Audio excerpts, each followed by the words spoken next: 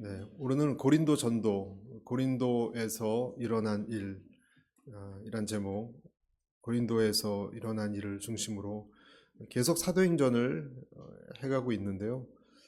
교회사적으로 굉장히 중요합니다, 여러분. 사도행전이 가는 곳마다 어떤 일들이 일어났어요, 여러분. 하나님 말씀이 있는 곳마다 좋은 일이건 나쁜 일이건 어떤 사건이 일어나는 것이 여러분 자연스러운 것입니다. 어떤 사람은 우리 집에 종교가 여러 가지라서 분란이 많다. 한 가지로 통일. 뭐 불교면 불교, 뭐 무교면 무교 이렇게 하는데 뭐 그런 통일도 좋지만 기독교가 들어가면 여러분 개인이 되었건 가정이 되었건 분란이 많아요. 분란이 어려움이 저희 집도 보면 기독교가 들어와서 불같은 시험이 많았다고 제가 들었습니다. 인간사에 성령님이 들어오시면 하나님으로부터 오지 않는 것을 제거해야 되니까 그럴 수밖에 없는 거예요. 그러니까 여러분 사도행전이 성령의 말씀이 흥황하고 다 이렇게 좋은 일도 일어나는데 또 안 좋은 일도 많이 일어나고 괴로운 일도 참 많습니다. 오늘도 이제 고린도란 지역에 왔습니다. 고린도란 지역에 왔는데 여기는 인구가 75만 명, 앵커리지보다 한 2배 좀 넘죠? 30만 명이니까 75만 명 이곳에 1년 반을 묵었습니다. 1년 반을. 왜 여기 1년 반 동안 묵었는가? 여기가 약간 그 교통 요충지 같은 데예요. 교통 요충지. 여러분 알래스카에서도 앵커리지가 요충지잖아요. 여기서 물류도 많이 저 아래로도 내려가고 그런 대전 같은데 대전이 교통 요충지거든요. 그런 곳이 고린도예요. 그러니까 여러분 여러 가지가 물질주의와 이런 우상숭배와 음탕한 것들이 많이 있을 수밖에 없는 거예요, 여러분. 원래 항구 같은 곳이 다 그렇지 않습니까? 사람들이 많이 몰리는 곳에는 돈이 몰리고 또 죄도 몰리는 것입니다. 여기서 누구를 만났냐면 유대인 아굴라라는 사람을 만났습니다. 아킬라, 아굴라, 또 부인 브리스길라. 이 사람들은 디아스포라입니다. 지금도 디아스포라가 많이 있지만 이때부터 디아스포라는 흩어진 유대인들, 자기의 고향을 떠나서 흩어져 살아가는 그 방랑하는 그런 유대인들 중에 이제 아굴라, 브리스길라 후세들이죠. 이 사람들이 아굴라 부부가 바울을 만난 계기는 뭐냐면 원래 로마에서 사업 잘했던 사람들이에요. 다 로마에서 잘 나갔던 사람들이에요. 로마 땅값도 비싼데 거기서 이렇게 할 수 있으려면 경제력이 꽤 있었던 사람인데 황제 클라우디오스라는 자가 어떤 이유로 유대인들을 어떤 분쟁이 있었어요. 어떤 분쟁이 있어서 다 추방시켰습니다. 죄 없는 아굴라 브리스갈라 부부가 사업을 다 접고 관계를 다 접고 이제 추방돼서 여기까지 온 거예요. 고린도까지 온 것입니다. 로마보다는 소도시죠. 마음이 아픈 면이 있습니다. 여러분 잘 사업을 하고 있는데 추방된 것은 가슴 아픈 일이긴 하지만 고린도에서 사도 바울을 만났다는 것은요 인생의 큰 전환을 이룬 것입니다.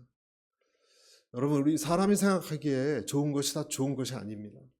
저는 우리가 어디에 살든지 내 인생의 중요한 전환이 필요한 곳이라면 하나님이 그곳에 옮긴 것을 여러분 우리는 받아들여야 합니다.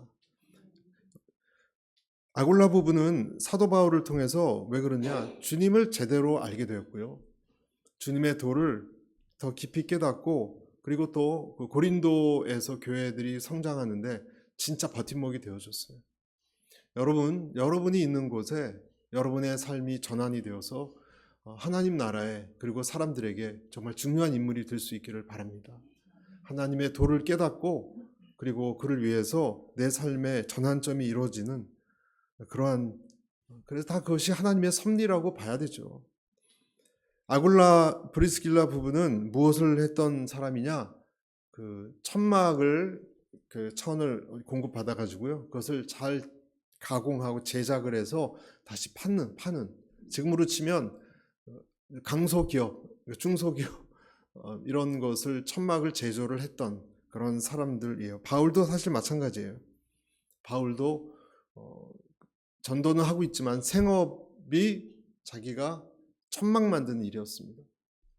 천막 만드는 그 일이 생업이 비슷했기 때문에 서로 정보도 좀 교환하고, 이제 고린도에서도 사업을 했거든요. 바울도 좀 소규모지만 했고 브리스길라 아굴라도 사업을 했으니 서로 천은 뭐 쓰냐, 바느질 어떻게 해야 더 잘 안 뜯어지냐, 이런 정보를 교환을 했겠죠. 그리고 그러면서 두 사람이 그 가정이 가까워졌는데 그들의 공통점은 뭐냐면 하나님을 지극히 사랑했던 사람들이다라는 거예요. 그리고 나중에는 천막 만드는 이 비즈니스 하는 것보다 하나님 일에 대해서 더 많은 그 토론도 하고 같이 동역도 하고 했던 그런 일이 생기기 시작했습니다. 여러분, 얼마나 아름다운 일인지 모르겠습니다. 바울도 왜 천막을 만들었느냐? 복음을 전하는데 방해가 없기 위해서, 생계를 마련하려고 하는 거겠죠. 물론 교회의 도움을 받지 않은 건 아니에요. 일부는 받았지만 사도로서 생업에 종사했습니다. 나중에 바울은 사도가 생업에 종사할 필요 없이 종사하지 않고 복음을 전할 권리가 있다, 이런 얘기도 하긴 했습니다. 폐를 끼치지 않으려고 했지만 사실은 전액을 지원받을 수 있다는 얘기도 했지만, 어찌됐든 간에 이 두 가정의 공통점은 뭐라고요? 이 텐트 메이킹 하는 것이 아니라 돈을 잘 버느냐, 얼마나 어디 사람들을 접촉해야 좀 수주가 들어오느냐, 이런 것이 아니라 어떻게 하면 하나님을 더 기쁘게 섬길 수 있을까 하는 데 있었다 하고 거기에 공감을 했다는 거예요. 다시 말해서 소명입니다. 소명. 그럼 저를 따라서 소명 있는 사람이 됩시다. 여러분, 직업을 갖고 있는 것하고요, 소명이 있는 것하고는 비슷해 보이지만 달라요. 혼동하지 말아야 됩니다. 직업을 가진 것은 소명은 아닙니다. 소명은 내가 가지고 있는 직업보다 더 큰 부르심입니다. 내가 어떤 일을 세상에서 하고 있습니다. 하지만 내가 그것을 통해서 내 인생의 목표가, 어떤 사람 인생의 목표는 사장님 되는 거래요. 저도 한때 그랬습니다. 제가 회사 들어갔을 때 제 목표는 이사도 아니고 사장 되는 거였습니다. 그런데 좀 지나니까 똑똑한 사람들이 너무 많아요. 그래서 난 도저히 내 머리로는 안 되겠다, 이런 판단을 빨리 하길 잘했지. 목숨 걸고 보통 우리는 사장님이 되거나 아니면은 굉장한 기업가가 되거나 아니면 그 분야에서 1등이 되는 것이 많은 사람들의 목표겠죠. 큰 돈을 벌고 어떤 지위를 얻느냐. 하지만 우리의 소명을 가진 사람의 목표는 그런 것이 아닙니다. 오히려 우리는 내가 가진 능력으로 내게 하나님이 주신 이 기질, 어떤 사람은 계산을 잘하는 사람이에요. 숫자만 보면 이렇게 아래 위로 이렇게 흩으면요 딱 나와요. 오늘의 교회도 그런 목사님이 있었어요. 그분은 이 주판을, 상업고등학교 나오죠. 주판을 잘해서 그런지 이렇게 잔뜩 엑셀로 뭘 갖다 주면요 이걸로도 하지도 않아요. 그 전자 계산기로 이렇게 보고 여기 이 자를 8자로 잘못 썼네, 딱 나와요. 그래서 오늘의 교회 그 큰 조직에 그 회계와 이런 장부를 아주 꿰뚫고 있는 그런 또 은사를 또 썼던 분도 계셨습니다. 직업이 무엇이든 내가 가진 능력이 무엇이든 그것을 통해서 우리가 이 세상에서 어떻게 나아지느냐, 그것을 배제하라는 것은 아니지만 최종 목표가 그것이 아니라 어떻게 하면 하나님과 하나님의 뜻을 더 잘 섬기고 그리고 다른 사람을 더 잘 도울 수 있을까라는 데 내 관심이 있다면 그 사람은 누구라고요? 소명자예요. 그 사람이 소명자예요. 직업은 농사꾼이지만 그 직업으로 만나는 사람에게 선한 영향력을 끼친다면 그 사람은 소명자입니다. 농부로서 소명자입니다. 어떤 사람은 직장을 꼭 다니지 않고도 집사로, 권사로, 장로로 소명을 추구할 수 있습니까? 추구할 수 있습니다. 물론 가능합니다. 어떤 사람은 자녀를 잘 양육하기 위해서 직장을 포기하는 어머니가 있을 수 있습니다. 직장은 없지만 가정에서 자녀를 위해서 소명을 다할 수 있는 거예요. 몸이 불편해서 집안에만 있지 않고 그리스도인으로 자기 에너지를 다 기도에 쓴 그런 권사님이 있을 수 있습니다. 이 사람도 소명자예요. 집안에 재산이 많기 때문에 일을 하지 않아도 어떤 장로님은 되지만 어렵고 가난한 사람을 위해서 구제하는 일에 목숨을 걸고 다니는 그런 분도 소명자예요. 여러분, 성경에 데살로니가전서 4장 11절에 이런 말씀이 있습니다. 또 너희에게 명한 것 같이 조용히 자기 일을 하고 너희 손으로 일하기를 힘쓰라. 어떤 일을 하든지 조용히 그것을 통해서 하나님을 위한 일을 하기를 힘쓰라. 이것이 신성한 하나님이 부르신 소명자의 소명입니다. 여러분은 지금 하고 계신 일을 통해서 하나님이 여러분을 부르신다는 것을 동의하십니까? 여러분 그것을 느끼십니까? 때로는 그렇다면 내 유익을 손해를 보는 일이 있어도 때로는요. 손해를 보는 일이 있어도 이것이 하나님을 더 위한 것이고 사람들에게 유익한 것이라면 여러분 그것을 포기할 수 있는 용의는 있으십니까? 그것이 있다면 꿈도 꾸지 마세요. 이게 아니라 그럴 수 있습니다. 이렇게 얘기할 수 있다면 여러분은 직장에 매여 있는 사람이 아니고 소명 있는 사람이 분명합니다. 1988년도에 영국 BBC라는 방송국이 있거든요. 거기 어떤 프로그램에서 사회자가 방청객에 있는 어떤 노인을 가르쳤어요. 그러면서 그 관중석에 있었어요. 그분이 약간 앞에 앉아 있었는데 그분을 이제 사회자 가르치면서 저 사람한테 도움을 받은 사람이 있다면 자리에서 한번 일어나 보시라고 이야기했습니다. 그랬더니 갑자기 우수수 주변에 한 30명 정도가 30명 정도가 자리에서 일어났어요. 도움을 받은 사람이 일제히 웃는 얼굴로 미소가 가득한 얼굴로 그 연로하신 남자분을 이렇게 쳐다봤는데 고마움이 가득 차고 웃는 얼굴로 바라봤어요. 그랬더니 그 눈길을 본 노인은 카메라가 이렇게 딱 비쳤거든요. 앉아있는 채로 눈물이 글썽글썽 거렸습니다. 도대체 어떤 일이 그들 사이에 있었을까? 어떤 일이 여러분 있었을 것 같으십니까?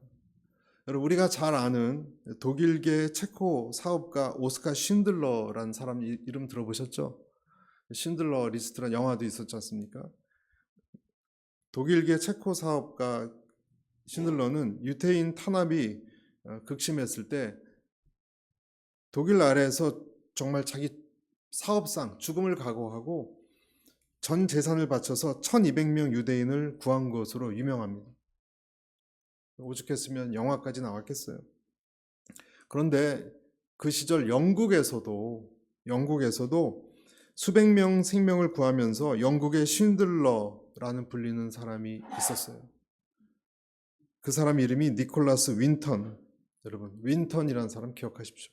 니콜라스 윈턴이라는 사람이에요. 원래 이 사람은 런던의 주식 중개인이었습니다. 친구가 유대인 복지 사업을 하는데 도우려고 체코 프라하로 잠깐 갔는데 그 여행이 그 출장이 그 인생의 가장 중요한 터닝 포인트가 되었습니다.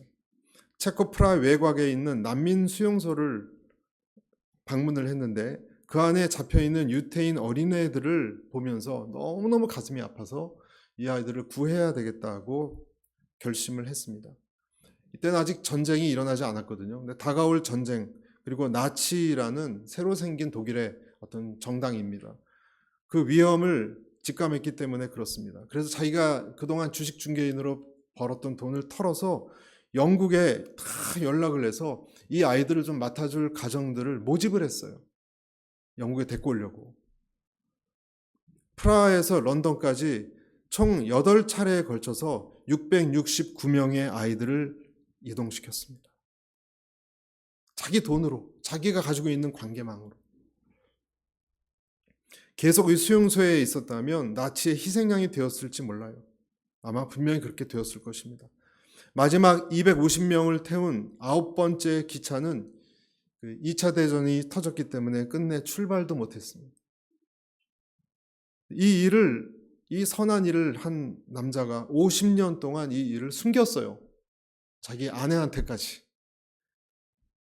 부인이 어느 날 몰래 다락방에서 남편 스크랩북을 발견한 다음에 이 사실이 알려졌습니다. 이 스크랩북에는 아이들 명단과 이들이 간 가정, 영국의 가정들의 주소가 빼곡하게 아주 질서정연하게 적혀 있었습니다. 그래서 부인이 너무 놀라서 이 주소로 편지를 다 한 끝에 자기 남편 윈턴이 구출한 어린이 80명이 나중에 영국 곳곳에서 나타났고 2002년도 그 자기가 탈출시킨 아이들과 후손이 5,000명이나 됐는데 5,000명과 다시 만났습니다. 여러분, 이 윈턴이라는 사람은 주식 중개인이었습니다. 그 직업이 있었지만 참혹한 수용소 어린애들 얼굴을 그냥 지나칠 수 없었기 때문에 아마도 주식 중개인이었는데 그 난민 수용소 가서 방문한 것은 도네이션 하면 세금 혜택 받아서 그랬을지도 몰라요. 처음에는. 그들을 구하는데 이동시키는데 자기 재능을 사용하기로 한 것입니다. 하지만 이 사람도 더 살리지 못한 것을 후회했습니다. 그동안 왜 50년 동안 숨겼느냐? 마지막 9번째 기차 250명이 자꾸 눈에 들어왔기 때문에 그 죄책감 때문이라고 합니다. 여러분, 소명이라는 것은 나보다 더 큰 이의 부르심을 듣는 것입니다. 그리고 그런 사람은 내 가정의 유익만을 위해서 사는 것이 아니라 다른 사람의 유익, 특히 하나님이 무엇을 원하실까에 따라서 사는 사람입니다. 고린도전서 10장 31절에 이런 말씀이 있죠. 같이 읽습니다. 시작. 그런즉 너희가 먹든지 마시든지 무엇을 하든지 다 하나님의 영광을 위하여 하라. 하나님이 우리를 부르실 때 여러분 무엇을 하라고 부르시는 것도 있지만 여러분 정말 소명을 가진 사람은 어떤 사람이냐? 하나님이 부르실 때 내가 어떤 사람이 되라고 부르시는 거예요. 어떤 일보다도 그걸 더 기억해야 됩니다. 아굴라 브리스길라가 로마에서부터 추방을 당해서 여기 고린도까지 내려왔지만 이 사람들은 절대로 위축되지 않았습니다. 개의치 않았습니다. 내 사업 잘하는데 왜 나를 쫓겨보내고 피해의식에 젖어있지도 않았습니다. 잘 나갔던 로마의 사업가지만 이 부부는 믿음이 있는 사람들이었고 자기 인생이 결국 하나님 앞에서의 인생이다 라는 것을 알았기 때문에 그렇습니다. 하나님 앞에 서야 될 인생이다라는 것을 알았기 때문에 그렇습니다. 그런데 혼자 온 바울 입장에서는요, 여러분, 이 고린도가 어떤 곳입니까? 우상이 너무너무 많았고 음란한 문화가 극심했던 이 대도시에서 아덴 같은 데와 비교가 안 돼요. 여기는 대도시예요. 어떻게 여기서 하나님 말씀을 전할까? 엄두가 나지 않았을 거예요, 혼자. 그런데 보세요, 업종도 같죠? 같은 민족이죠. 거기다 예수님을 섬기면서 있는 이 기독교 신앙을 가진 로마에서 내려온 아굴라 브리스길라가 정말 천군만마를 만난 것처럼 정말 든든했을 것입니다. 힘이 났을 것입니다. 전도서에도 보면 이런 말씀이 있죠. 한 사람이면 패하겠거니와 두 사람이면 맞설 수 있나니 세 겹줄은 쉽게 끊어지지 아니하니라. 세 겹줄이면 안 끊어진다고 전도서에 나와 있잖아요. 그래서 이 바울과 1년 6개월을 거하고 바울과 같이 동역을 했고 자기 집이 굉장히 컸나 봐요. 그 집을 예배의 장소로 내어줬습니다. 브리스길라 아굴라가. 그리고 나중에 바울은 갈 때 있으라고 했을 때 또 에베소에서 머물면서 계속 내 삶이 누구를 위한 삶인가를 생각하면서 사역을 했던 정말 훌륭한 한 사람이 브리스길라 아굴라입니다. 그래서 저는 여러분들에게도 도전하는 거예요. 하나님께서 여러분 우리가 언젠가 죽지 않습니까? 죽고 주님 앞에 갔을 때 너는 믿음으로 구원받은 것 잘했는데 나를 위해서 무엇을 했느냐라고 물으실 때 여러분 어떤 답을 준비하시겠습니까? 부끄러움을 적어도 당치 않게 되기를 바랍니다.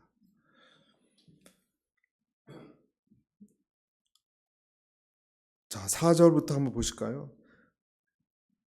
안식일마다 바울이 회당에서 강론하고 유대인과 헬라인을 권면하니라. 5절 실라와 디모데가 마게도냐로부터 내려오매 이제 내려왔어요. 합류가 됐습니다. 바울이 하나님의 말씀에 붙잡혀 유대인들에게 예수는 그리스도라 밝히 증언하니 6절 같이 읽습니다. 시작. 그들이 대적하여 비방하거늘 바울이 옷을 털면서 이르되 너희 피가 너희 머리로 돌아갈 것이요 나는 깨끗하니라. 이후에는 이방인에게로 가리라. 안식일마다 열심히 바울이 이제 브리스길라 아굴라를 한 팀이 되어서 하나님의 말씀을 전했고 또 늦게 도착한 실라 디모데가 또 합류를 해서 가는 곳마다 이제 열심히 말씀을 전하고 있는데, 그런데 이 좋은 말씀을 들으면 좋을 텐데 많은 사람들이, 어떤 사람들이 대적하고 비방하고 그랬습니다. 그럴 때 여러분, 바울은 죄송합니다, 아이고 다음에 또 오겠습니다, 그렇게 하지 않았어요. 옷을 털면서 뭐라고 얘기했느냐? 너희 피가 너희 머리로 돌아갈지라. 나는 이제 책임이 없다.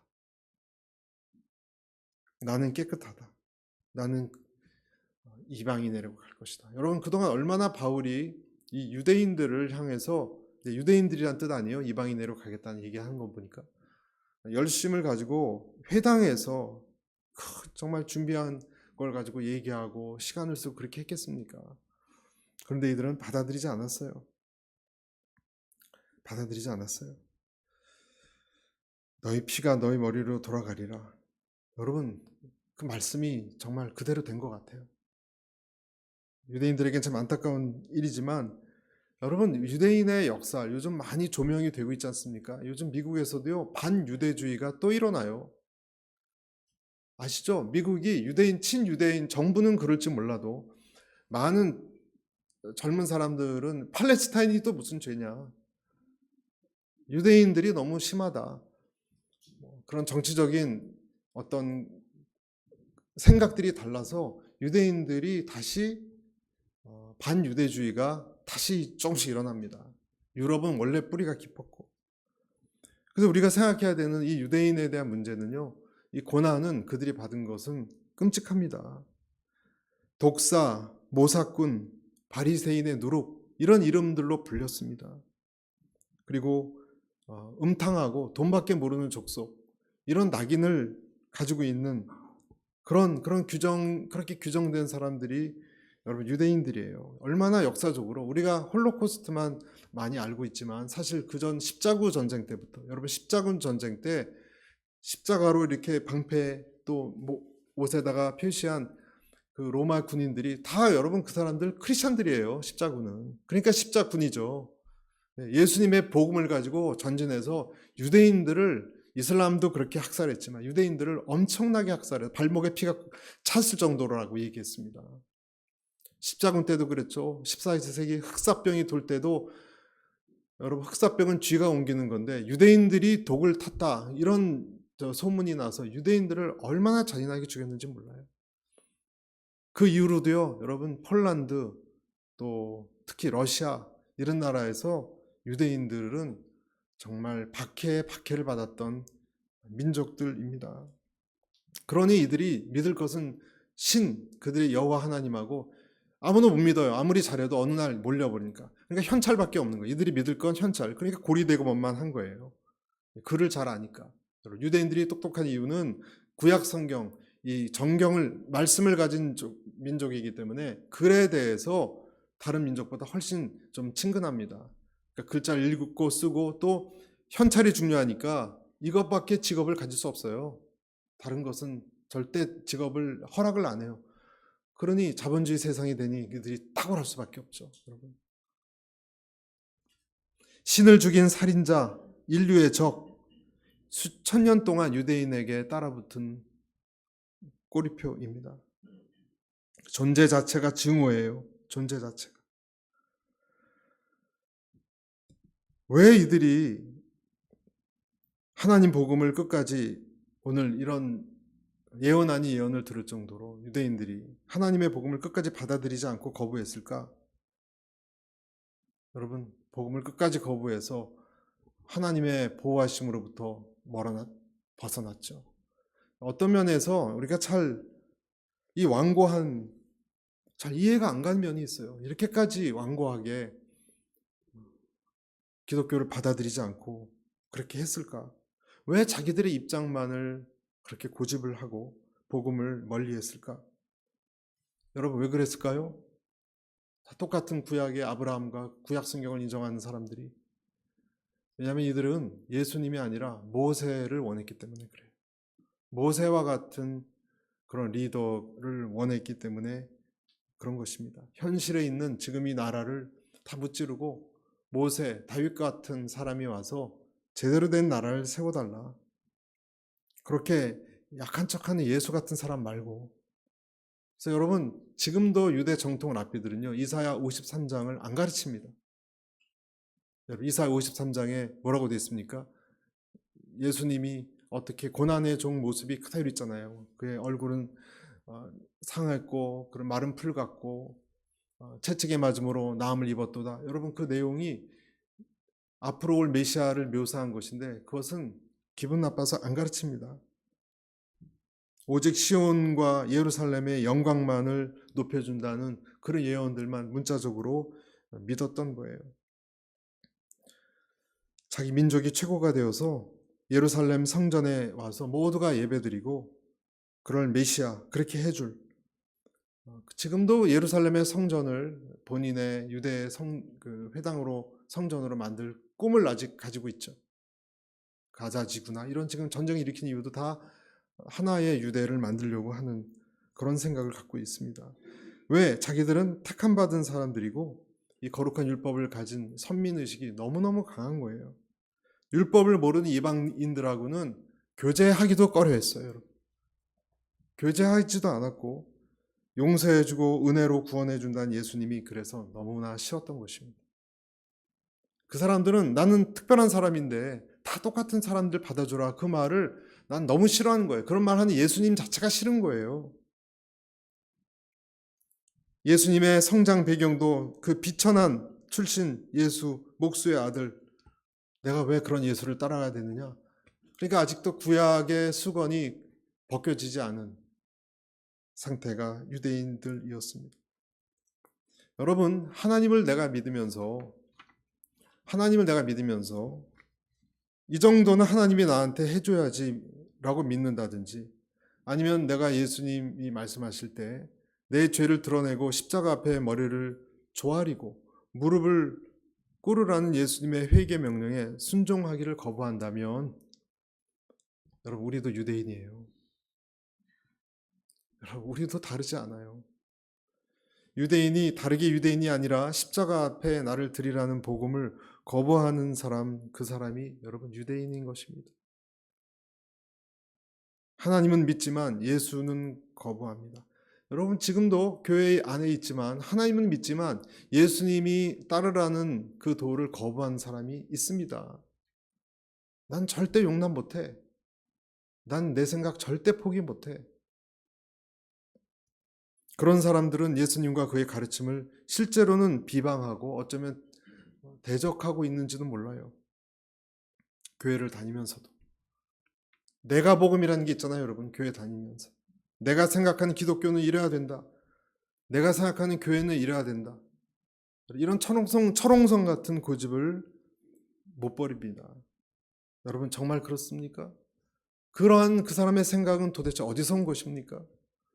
그것이 성경적인 것이 아니라면 여러분 그거는 그 사람이 내려놔야 한 생각이죠.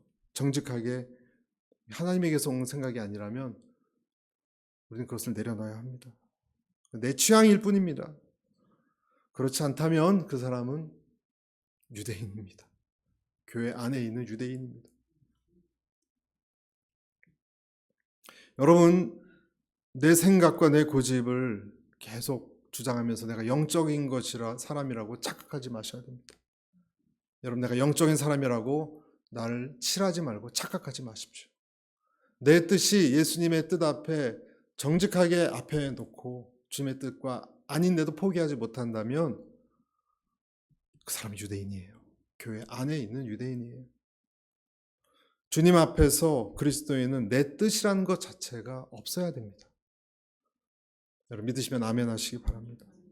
유대인들이 그 자기를 포기하지 못해서 그 이후 2500년 동안 지금까지 여러분 어떤 끔찍한 일이 있었는지 알잖아요. 9월 4일 그 하마스로부터 잠자리처럼 들어와서 그들이 어떤 일을 했는지 언론은 그 이상 보여주지 않아요. 엄청나게 고난을 겪었습니다. 우리는 어떠해야 되는가? 주의 백성은 그리스도 예수 안에서만 보호하심이 있고 안식이 있는 것을 믿으실 수 있기를 바랍니다. 이렇게 거부를 당했지만 떠난 바울을 맞아준 고마운 사람이 있었는데 이 사람이 유스도 같은 사람이에요. 유스도. 7절 한번 보실까요? 어떤 일이 일어났는지. 거기서 온 게 하나님을 경외하는 디도 유스도라는 사람이 집에 들어가니 그 사람 집은 회당 옆이라. 8절. 또 회당장 그리스보가 온 집안과 더불어 주를 믿으며. 여러분 누가 주를 믿었다고요? 회당장이에요. 이 사람은 누구 집 옆에 있었다고요? 유스도 집 옆에, 옆집이었어요. 수많은 고린도 사람도 듣고 믿어 세례를 받았더라. 9절 보겠습니다. 같이 읽겠습니다. 밤에 주께서 환상 가운데 바울에게 말씀하시되 두려워하지 말며 침묵하지 말고 10절 시작. 내가 너와 함께 있음에 어떤 사람도 너를 대적하여 해롭게 할 자가 없을 것이니 이는 이 성중에 내 백성이 많음이라 하시더라. 다 대적하고 비방하는 사람만 있는 줄 알았는데 그 틈바구니에서 바울 일행은 디도 유스도라는 사람의 도움을 또 받았습니다.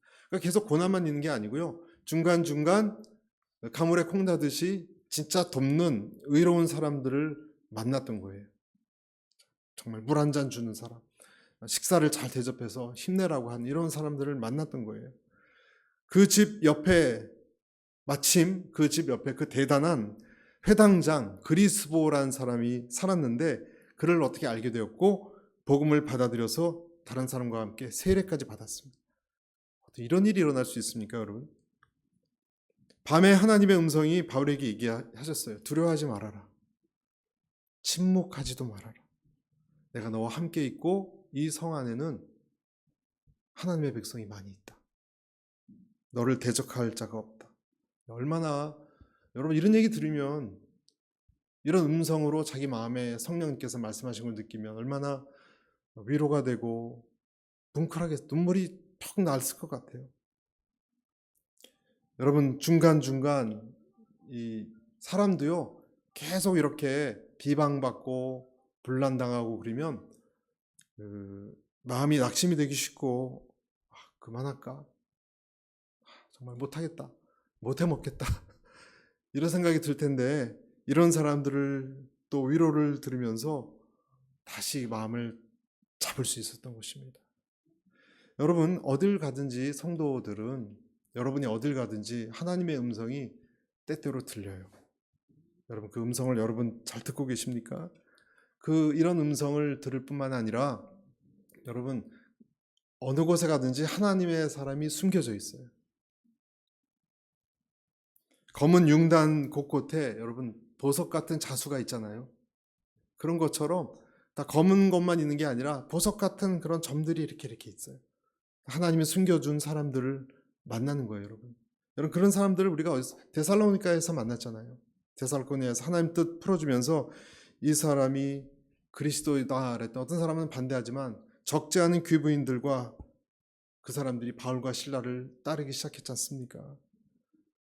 또 어떤 곳에 갔더니 쫓겨갔더니 거기는 하나님의 말씀을 열심히 공부했던 베레아 같은 사람들도 있었어요. 베레아의 도시에 있는 많은 사람들이 하나님을 열렬히 따르고자 했던 사람들을 보았습니다.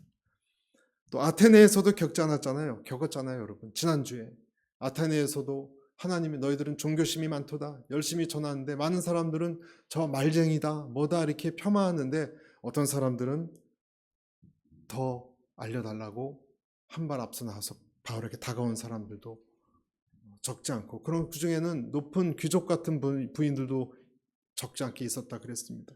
우리가 알듯이 빌립보에서는 어땠습니까? 귀신 들린 여자아이는 바울을 만나서 귀신이 떠나가고 새 인생이 살려지게 됐고요.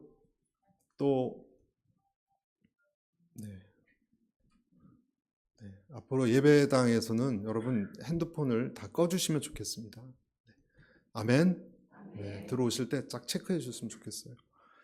빌립보에서는 여자 귀신 들린 아이뿐만 아니라 자기가 이제 자결하려고 하는 간수까지 만나게 되지 않았습니까? 너와 내 집이 구원을 얻으리라.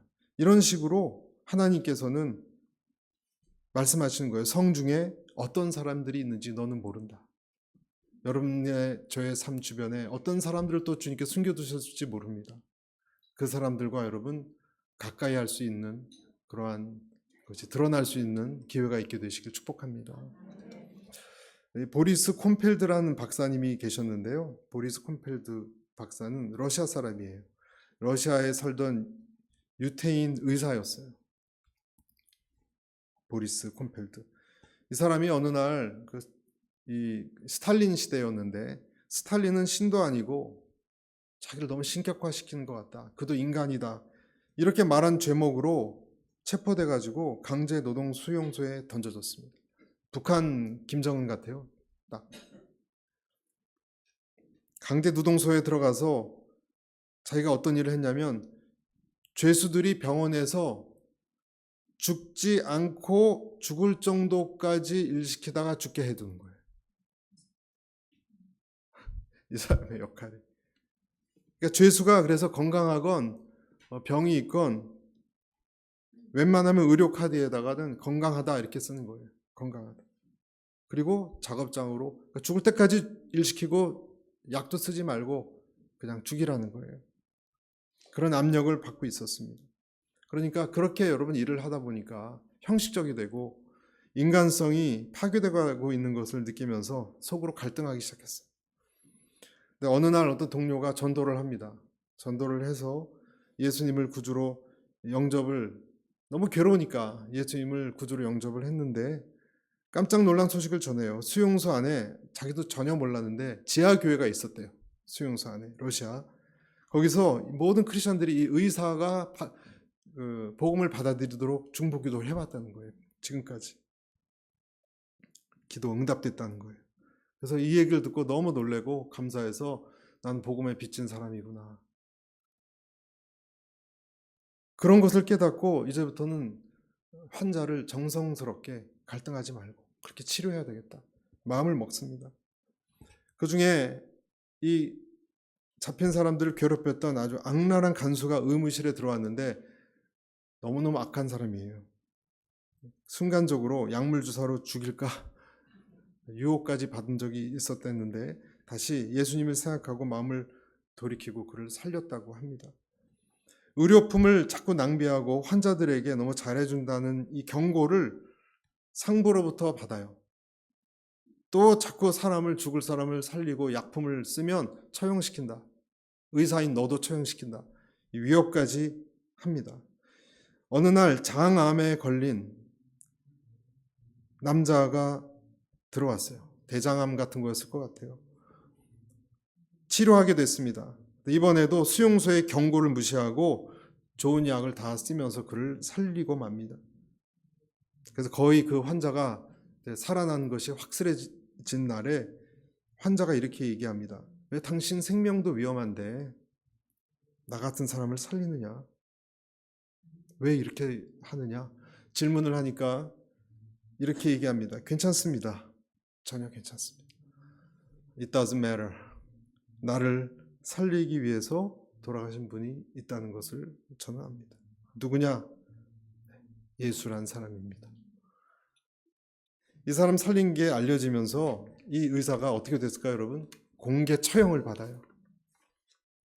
사람들이 있는 데서 공개적으로 교수형을 줬습니다. 그것을 보면서 살아난 환자가 그가 전해준 내용을 들으면서 흐느꼈습니다. 그리고 예수님을 영접하면서 이렇게 고백합니다. 보리스가 의사 이름이거든요. 이제 내 차례입니다. 내가 그렇게 당신처럼 하겠습니다. 여러분 이렇게 말한 사람이 누구냐면 그 유명한 러시아의 공산 치하를 전 세계에 알린 세계적인 작가 알렉산더 솔제니친이에요. 솔제니친이 이 환자였어요. 성중에 내 백성이 많다라고 하셨습니다. 하나님께서. 여러분, 하나님을 따라가면서 사는 일은 브리스길라 아굴라처럼 또 유스도처럼 쉬운 일은 절대로 아닙니다. 그러나 기꺼이 그렇게 하고자 하는 사람들이 있습니다. 네.